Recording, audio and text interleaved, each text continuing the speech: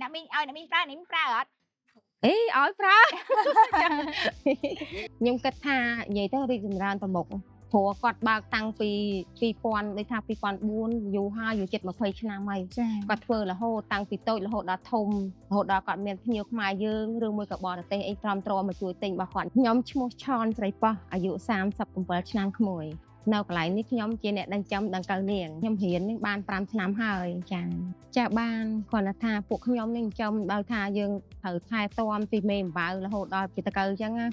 ដំបូងមេអំបៅគាត់ដូចថាយើងនៅជាមួយគ្នា8ម៉ោងមេអំបៅនៅគ្នា8ម៉ោងហើយពួកខ្ញុំត្រូវការដែលថាយើងល្ងាចឡើងម៉ោង3កន្លះហ្នឹងយើងចាប់ដើមហើយដាក់ឈ្មោះផ្សេងញញីផ្សេងដើម្បីឲ្យវាដែលព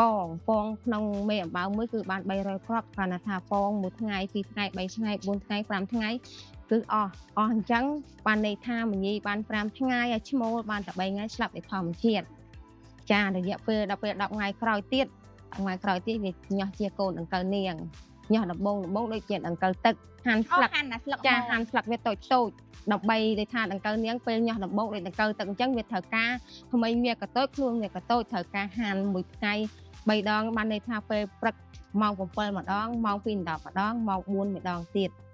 និយាយទៅវា30ថ្ងៃមួយខែគ្រាន់តែថាបើវាឡើងសម្បុកហើយក្នុងមួយយប់មួយថ្ងៃវារុំដូចថាដង្កូវនាងញីមួយបើសិនជាដង្កូវនាងល្អបាន350ម៉ែត្រចាបើឈ្មោលបានអត់សូវល្អទេបានតែ300ទេក្នុងមួយសម្បុកណាក្នុងមួយទាញសរសៃចា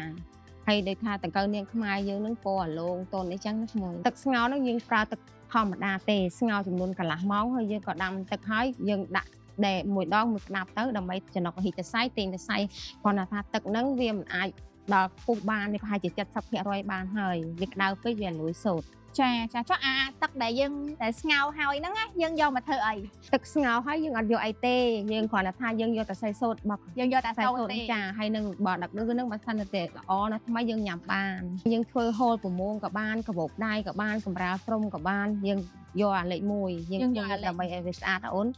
ហើយនិយាយទៅបានច្រើនប្រភេទយើងធ្វើវ៉ាក់ខោអាវក៏បានមុខចាក់ក៏បានដែរកបោកដៃអីក៏បានទាំងអស់ចាតែតែយើងខ្មែរយើងធ្វើដោយដៃគាត់បាញលឿនគាត់ពី10ថ្ងៃដល់10ថ្ងៃវិញបើអ្នកត្បាញអត់លឿនទេដល់3 10ថ្ងៃអញ្ចឹងណាអូនអូចិត្តកន្លះខែដែរចាហើយនឹងបកម៉ាគេធ្វើដូចជាប្រហែលជាមួយថ្ងៃបានមួយថ្ងៃបានប្រមាណមួយចាគ្រាន់ថាមួយនេះទាំងហុំដូចថាយើងទៅតឹង2ម៉ែត្រប្រហែលនឹង4ម៉ែត្របើសិនជាខ្ញុំឯណាចាសូត្រកម្ពុជាយើងខ្ញុំគិតថាឲ្យតម្លៃខ្លាំងព្រោះដូចថាมันងាយយើងអាចនឹងចំដង្កូវបានទីមួយពិបាកចំដង្កូវខ្លាំងហ្មងបើវាពិបាកជាងយើងចំពួកខ្ញុំចំជាងកូនទៀតណាយើងដកបសោតមកមួយណាចាខ្លួនខ្ញុំតខ្ញុំឲ្យតម្លៃសូត្រមកនេះចាជឿ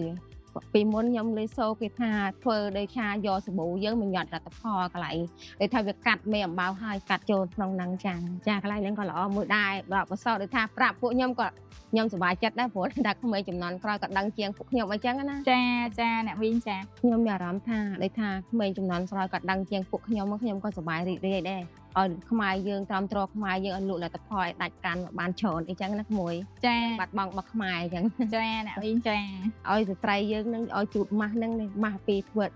ធផលរបស់ទឹកដែលដង្កូវនាងឲ្យតន់ឡូងឲ្យស្បែកឲ្យស្អាតអីហ្នឹងតាមត្ររបស់ខ្មែរយើងជួយទិញរបស់ខ្មែរយើងឲ្យលទ្ធផលខ្មែរយើងកាន់តែដាច់ហ្នឹងហើយឲ្យស្រីយើងស្អាតចម្រុះខ្ញុំអរគុណពេលពួកក្មួយទាំង4នាក់ចាកន្លែងនេះឲ្យតាមត្រខ្មែរយើងហើយឬមួយក៏បរទេសគាត់មកលេងឲ្យបានច្រើនពួកកន្លែងនេះវាមានខ្យល់អាកាសល្អត្រជាក់ចាឲ្យខ្មែរយើងចេះតែមកលេងកុំឲ្យបាត់បង់កន្លែងខ្មែរវត្តឆោបរបស់ខ្មែរយើងកន្លែងភូមិតំបាញអញ្ចឹងណាឲ្យគាត់មកជាក្រុមឬមួយលក្ខណៈគ្រួសារក៏បានដែរចានៅកន្លែងនេះក៏អបញ្ញាតៃនៅភូមិតំបាញគេហៅមុនគេហៅចំការស្នេហ៍ឥឡូវគេដាក់ភូមិតំបាញឲ្យលេងចំការស្នេហ៍ចាហើយនឹងនេះថាក៏ដាក់នេះដើម្បីឲ្យភ្ញៀវទេសចរហើយនៅខ្មែរយើងគាត់មកលេងឲ្យបានច្រើនអញ្ចឹងណាហើយខ្ញុំគិតថាឲ្យនិយាយទៅខ្ញុំសង្ឃឹមថាពួកក្មួយថ្ងៃក្រោយនាំគ្នាមកលេងឲ្យបានច្រើនកុំឲ្យបាត់បង់មកខ្មែរយើងជិះទិញលទ្ធផលខ្មែរផងចា